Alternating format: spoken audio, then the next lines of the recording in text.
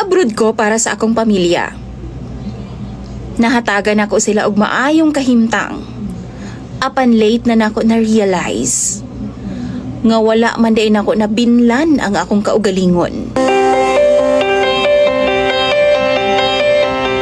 Kana ang akong kahimtang karon na DJ Sam.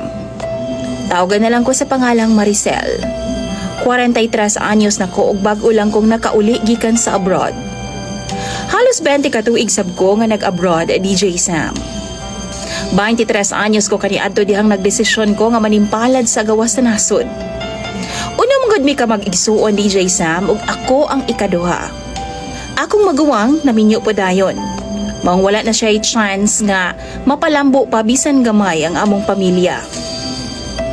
Kay numdum ko sa una, DJ Sam, magdildil ang intawon mig asin. Og maglisod mig kaon. Kaduha or katulo sa usa ka adlaw. Naapagani panahon nga pirmi na lang lagot mo ang among ginakaon sa tibuok tuig. Ana mi kalisod. Og mao na ang rason na DJ Sam nga naningkamot ko nga maka-abroad. Kay gusto na akong mabati pod sa akong mga manghod ang kaharuhay bisan pa man sa ginagmay lang nga pamaagi. Tuod man naka-abroad jud ko. Og nagtipid ko para sa akong sarili. Kay gibuhos na ako ang tanana sa akong pamilya. Gusto po na akong makatila og kaharuhay ang akong mga ginikanan o mga mangho, DJ Sam. Napaeskwela na ako noon sila. Nasininaan ako og tarong og napakaon og tarong. Sulod sa halos 20 ka tuig, DJ Sam, wa gyud ko'y napundar sa akong kaugalingon. Tungod kay gusto na ako buhong ang akong pamilya matag bulan. Proud pud ko sa akong sarili. Kay napahuman ako og eskwela ang ako nga tulo ka mga manghod nga milahutay sa pagtuon. Nakatabang pud ko sa ako mga pag-umangkon og nakahatag pud ko sa ilahang mga luho. Butang nga wa na mo na experience kaniadto, DJ Sam. Happy ko nga nakatabang og makahatag sa ako mga paryente matag panahon nga mamarayg sila pambayad sa ilang kuryente, tubig ug uban pang mga panginahanglanon. Year 2021, nihangyo ang akong mama nga mag-Siargao daw sila. Kauban ang iyaha mga kumare nga mga silingan rapod namo og paryente. Regalo na lang po daw nako para sa iyahang ika-67 nga birthday. Duha-duha ko ato nga time, DJ Sam. Kay wa ko ika-afford sa 150,000 pesos nga gipangayo niya nga budget. Apan wa siya mi kontak nako tulo ka semana. Maong nabalaka ko. Naibawaan na lang nako sa akong manghod nga nanluod ay si mama. Kay ako aman siyang gibalibaran. Tungod niya to gichat dayon nako siya o giingnan nga magpadaan ako para sa iyang pang birthday. Uban ang iyahang mga kumare. Nisugot na ko nga mag-Siargao sila. Og ako'y mo sponsor. Abdi kaayo siya nga naka-video call na ako, DJ Sam, og nagpasalamat dayon. Year 2022. Gawa sa regular na akong ginapada, DJ Sam, nagpadugang pod si mama.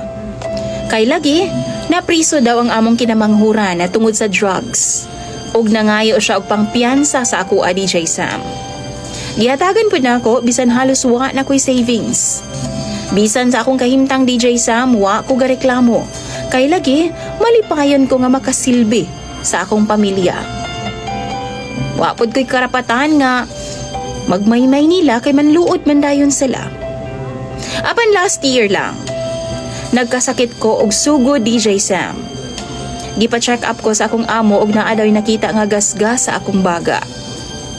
Naaraman ay tambal pero kinahanglan una nga mag-rest ko og taas nga higayon. Maunang gipapauli lang una ko last month dinhi sa Pilipinas. Pag-abot na ako sa Pilipinas, DJ Sam, naabda na ako ang akong pamilya nga nagkaguliyang lang. Akong manghod nag-inom, kauban ang iyang mga bangag pud siguro nga mga barkada. Akong mama nagsugal, nagtong-its, og karon pagani ko kahibaw nga nahimo naman di ay ning sugalan ang among panimalay. Nakurat si mama sa akong pag-abot, DJ Sam, og gisultihan na ako siya sa rason. Apan imbis nga atimanon ko niya og silbihan. Ipasulod ra ko niya sa kwarto og nagpadayon siya sa iyang sugal. Pagkagabi diha, giingnan ko niya nga dili daw ko pwede nga magdugay sa Pilipinas. Kay daghan daw kaayo siyag bayro nun. Daghag utang. Daghan pagkuwang sa mong panimalay ug wa na daw mo suporta nila. Mag-unsa na lang daw sila. Problema daw ang akong pag-uli, DJ Sam. Gani, giingnan pa ko niya. Nga kung ugaling man ma-okay na ko, makapahuway na ko gamay. Mangita na lang daw una kong trabaho sa amua, samtang dili pa ko kabalik sa laing nasod. DJ Sam, ani lang ba jud ko para sa akong pamilya? Nasakitan kaayo ko. Tapos imbes nga nagkasakit ko karon, imbes mag-care sila sa ako ako pa man noon ang ginapangayuan nila para sa pang-adlaw-adlaw. Walay mga trabaho ako mga igsuon nga nangaminyo na DJ Sam. Maong sa amo arapod gasalib, pati pag umangko na ako pa. Kay kung mag-no man good ko, dalo na dayon ang tanaw nila sa ako Unsa man ang akong buhaton, DJ Sam. Sa imong mga followers, kung kamo ang naa sa akong sitwasyon, maantos pa ba ninyo ang ingon ani nga klase nga pamilya? Tambagi daw ko ninyo, please lang. Imong follower, DJ Sam, Maricel.